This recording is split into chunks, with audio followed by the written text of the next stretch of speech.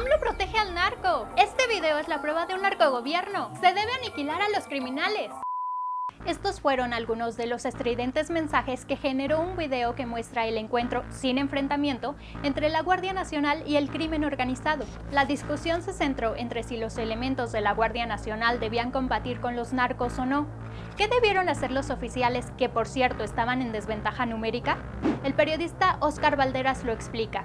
Bueno, efectivamente, creo que hay dos maneras de leerlo. Hay gente que todavía tiene una especie de nostalgia por estos grandes operativos donde todo tiene que resolverse a balazos, donde prácticamente la fuerza del Estado tiene que ser reactiva y prácticamente bajo esta filosofía de disparar a lo que se mueva.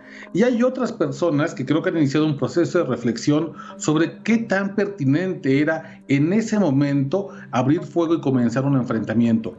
¿Qué sabemos de ese video, Jesús? Bueno, hasta donde conocemos este encuentro, por llamarlo así, de encuentro sin enfrentamiento entre Guardia Nacional y presuntos miembros del crimen organizado, habría ocurrido en Pitiquito, en Sonora, una zona muy cercana a una región de mucho control histórico de parte del cártel de Sinaloa, y esto evidentemente nos obliga a pensar que se trataba primero de una situación en la que los miembros de la Guardia Nacional estaban en desventaja. Se presume por cómo se grabó el video que quienes graban incluso son parte del grupo de sicarios que se habría encontrado con ellos, y si uno hace matemáticas simples, una aritmética normal, uno se da cuenta que los elementos de la Guardia Nacional se encontraban al menos numéricamente en desventaja.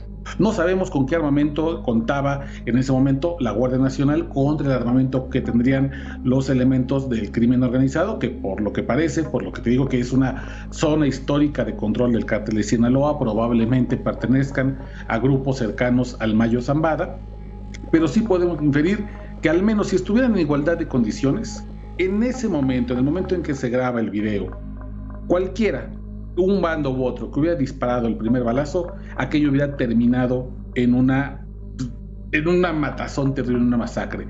Y yo ponía en redes sociales que creo que ese justo tendría que ser el primer especie de valor variable que hay que atender a la hora de ver estos videos. ¿Qué exigimos a la gente que nos cuida? ¿Qué le pedimos a las personas que están en la Guardia Nacional, en las Fuerzas Armadas, en la Policía Estatal, en la Policía Municipal? Porque parecía que la gente que ve este video lo que exigía a estos servidores públicos era que se batieran a duelo, a muerte, como si el único resultado que valiera fuera ofrendar sus vidas por el bien mayor. Yo pienso, si alguno de nosotros viera en ese video a su hermano, a su tío, a su primo en la Guardia Nacional, hubiera tomado la decisión que tomaron estas personas que están en la Guardia Nacional: no enfrentarse, desescalar un enfrentamiento hasta el nivel mínimo y vivir otro día para aplicar el imperio de la ley. Pero creo que de vuelta estamos ante una disyuntiva que ha puesto el presidente López Obrador sobre la mesa, y es preferir la vida sobre todas las cosas, más allá de cualquier enfrentamiento. Creo que por eso, Jesús, el video es tan importante, porque nos permite justamente entrar a un debate muy interesante al que debimos haber entrado hace mucho tiempo. Es ¿qué entendemos por guerra contra el narcotráfico? ¿Qué entendemos por guerra contra el narco? ¿Y cuáles son los errores, los daños colaterales, los raspones que estamos dispuestos a llevarnos como sociedad? A mí me parece que es absolutamente inaceptable que con tal de tener unos cuantos kilos de droga, con tal de unos cuantos decomisos de armas, tengamos familias que estén en un velorio y que estén despidiendo a un hermano, a un padre, a un hermano. Y esa discusión me parece que es la que vale la pena tener, no solamente en redes sociales, sino también en medios de comunicación. De verdad, extrañamos tanto la guerra contra el narco, estos espectaculares operativos militares y policíacos, como para no ver que detrás de cada persona que está en esos enfrentamientos está la vida de alguien que es esperado en casa. Valderas explica que a 15 años de iniciada la guerra contra el narcotráfico, la gente en realidad no pide justicia, sino que los criminales sean aniquilados. Pero esto solo contribuye a la violencia que vivimos. Mira, Jesús, a 15 años de la guerra contra el narco, es evidente que hemos perdido esa batalla. Cualquier general en cualquier parte del mundo te diría que una guerra que ha durado 15 años es una guerra automáticamente perdida. Y a 15 años, a tanto tiempo de haber iniciado esta estrategia sin posibilidades de triunfo, Me parece que la sociedad comienza a demandar cosas que puedan dar una especie de cierre abrupto a esta pesadilla. Y uno de estos cierres abruptos que pide en muchas ocasiones la ciudadanía es no justicia, no una detención, sino que los criminales sean abatidos. De repente, justamente parecemos que los niveles de violencia a los que estamos acostumbrados, a los que nos acostumbraron los criminales, nosotros mismos los ponemos ahí y nos elevamos y pedimos que a los criminales no haya un juicio justo, que no haya un debido proceso, sino que sean aniquilados. Sin saber que a la hora de pedir este tipo de acciones estamos contribuyendo justamente a la violencia que nos repulsa. Y en muchas ocasiones este sentimiento de aniquílenlos, de mátenlos en caliente, de pónganlos contra el paredón, de liquídenlos y que no quede ni uno, es una obligación que se impone a la Guardia Nacional, a las Fuerzas Armadas, y en muchas ocasiones cumplir ese estándar de exterminio que como sociedad a veces pedimos desde el hartazgo, desde la venganza, desde el dolor, implica poner a las personas que están encargadas de cuidarnos en el dilema justo de que ya no están frente a una detención, sino que están frente a una guerra, y que cualquier intento de acercamiento con estos grupos implica necesariamente un exterminio.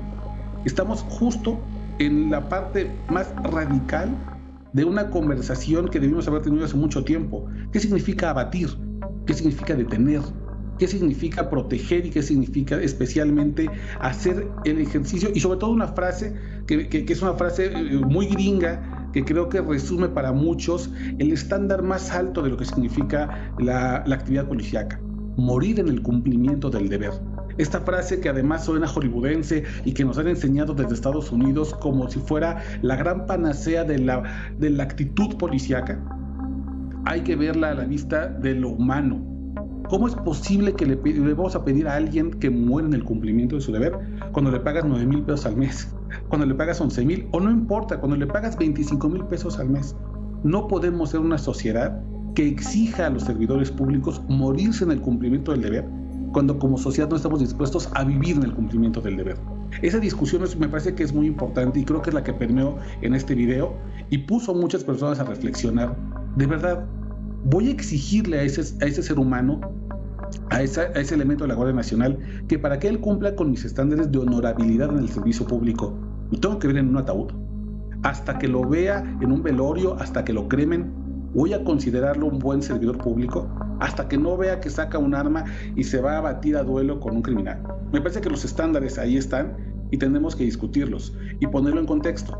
Donde ocurrió este video, Jesús, está muy cerca de una zona que se llama Tubutama, que en el 2009-2008 me parece que fue la guerra, ocurrió la batalla más cruenta entre civiles y militares en la historia de la guerra contra el narco. Y hubo tantos muertos que hoy nadie sabe realmente cuántos murieron en Tubutama. A unos pequeños kilómetros de ahí.